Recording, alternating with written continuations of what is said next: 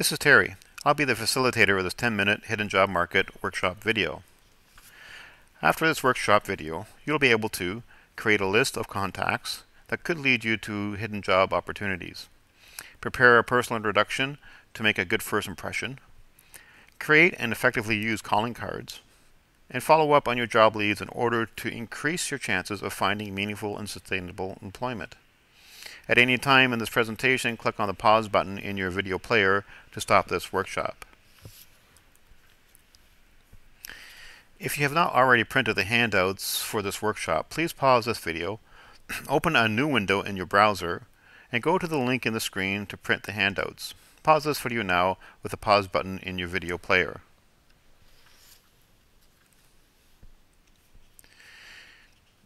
If you recall how you got your last two jobs, or ask others, you will find that 80% of jobs come from networking, from people you already know or people you approach directly. Then ask yourself, how much of the job search time is spent looking for work from job boards and newspaper ads? If 80% of jobs come from talking to people, then it makes sense to spend 80% of your time networking with people. In other words, do not spend more than 1 hour per day looking for jobs from job boards and newspapers.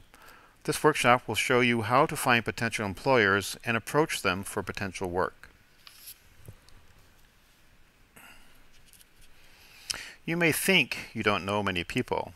However, if you actually recorded the number of people you meet from day to day, the average person knows 260 people. By letting everyone you know about the work you are looking for, these people can be 260 pairs of eyes and ears, helping you in your job search. Your acquaintances may know some good potential employers. Here's an example of some people you meet from day to day. Be sure to let people know the specific work you are looking for and ask these acquaintances if they know of any work or potential employers. Don't worry about how to mention your job search to your acquaintances. In most cases, they will, at some time, ask how your work is going. And that is the ideal opportunity to update them on your desired work. Take a moment now to pause this video and write on the network directory as many names as you can recall and make a point of informing these people of your desired work.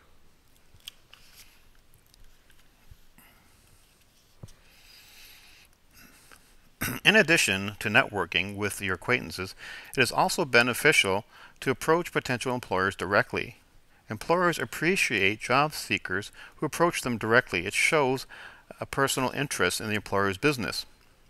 Employers want to hire people with an interest in their business. Use business directories, such as the ones on the screen, to find employers matching your desired work. You access these directories by performing an internet search. Here's an example of contact information provided by the Nottawasaga Futures business directory. This directory contains more than 7,000 businesses in South Simcoe. It can narrow down your job search with selections such as region, example, Bradford, West Gwillimbury, employer size, and type of business.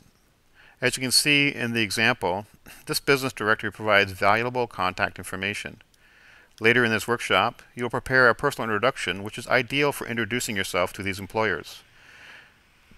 Before contacting employers, check their website for postings of jobs.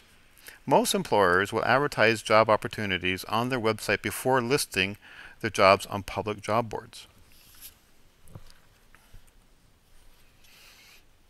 In the example of this employer, you can see they encourage people to apply directly to a specific contact.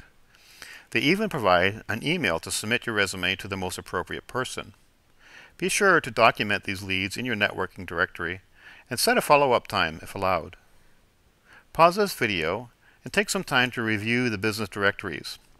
Either record desired contacts in your networking directory or print the contact information and file in an order for future reference.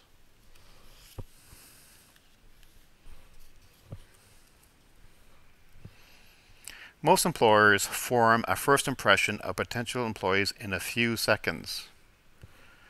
Therefore, it is very important to be prepared to introduce yourself in order to make a good first impression. If you do the networking described in this workshop, it will only be a matter of time before you have great opportunities to tell people about your desired work. This section of the workshop video will help you prepare a personal introduction for your desired work. The purpose of a personal introduction is to help employers to immediately see the benefit of hiring you. Your personal introduction needs to quickly describe the work you want, be specific, use job titles that potential employers use. Describe your greatest strengths that you think the employer needs. Suggest how your greatest strengths can help the employer make and or save money. And always end your introduction with an open-ended question that cannot be answered by the employer with a yes or no answer. The following slide shows an example personal introduction. This example of a personal introduction is for a workshop facilitator inquiring for an opportunity to create and facilitate workshops for an employer that has not previously delivered workshops.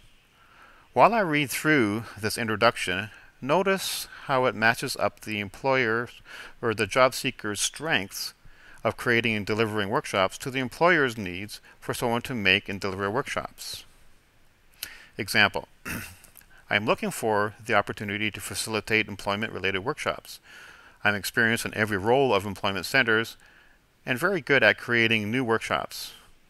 Since you are just starting your full service in Bradford, I might be able to help set up and deliver new workshops. What do you see as your most important needs? It's time for you to try creating your own personal introduction. Pause this workshop video and prepare your personal introduction in the handout.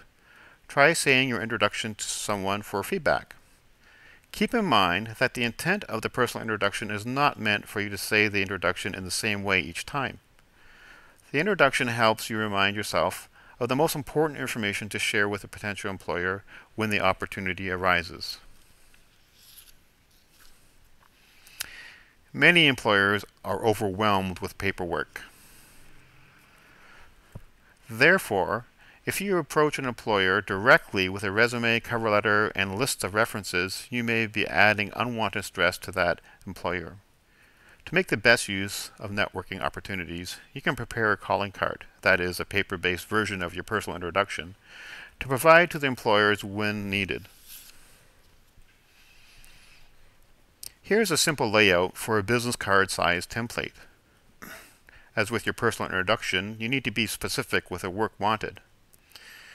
In the calling card, you can expand your strengths to 3 key strengths. It is also important to list any relevant qualifications or certifications. In most cases, contact information can simply be a phone number. Here is an example of a calling card that could be used for someone looking for work as a group facilitator or instructor.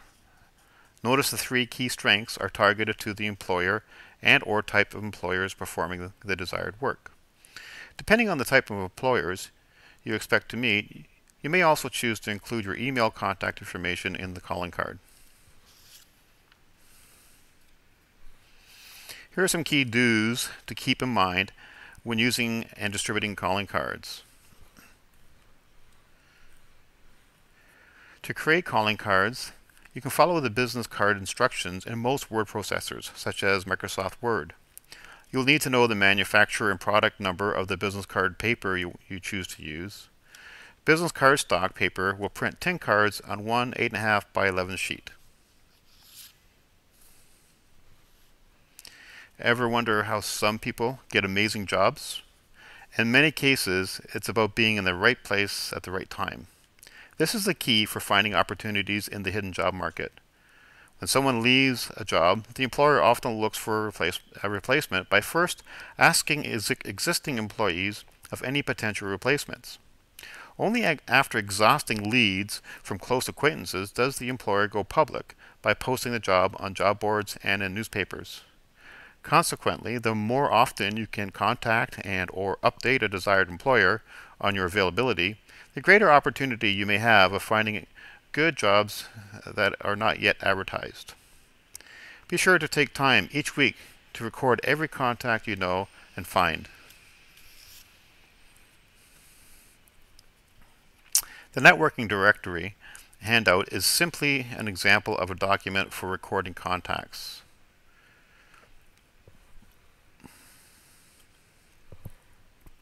The key is to record the people you know and any contact names.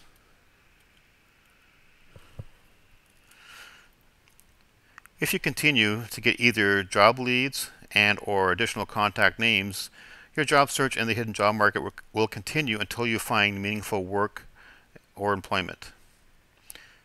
A networking directory can be a simple table like this one on the screen, or a piece of lined paper, or even kept on your smartphone or PDA. The key is to keep track of every name and the next follow-up date. Be sure to prioritize your names into the most probable employers. Update your network directory regularly with the next follow-up action until you get your desired work.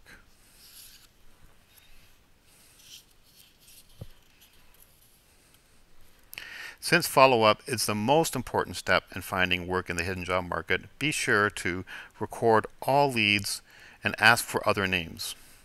Prioritize, starting with the most probable employers.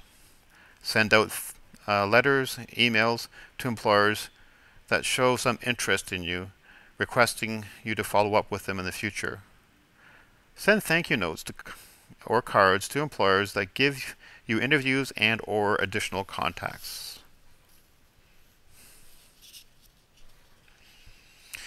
In today's competitive job market, it truly comes down to networking or no working.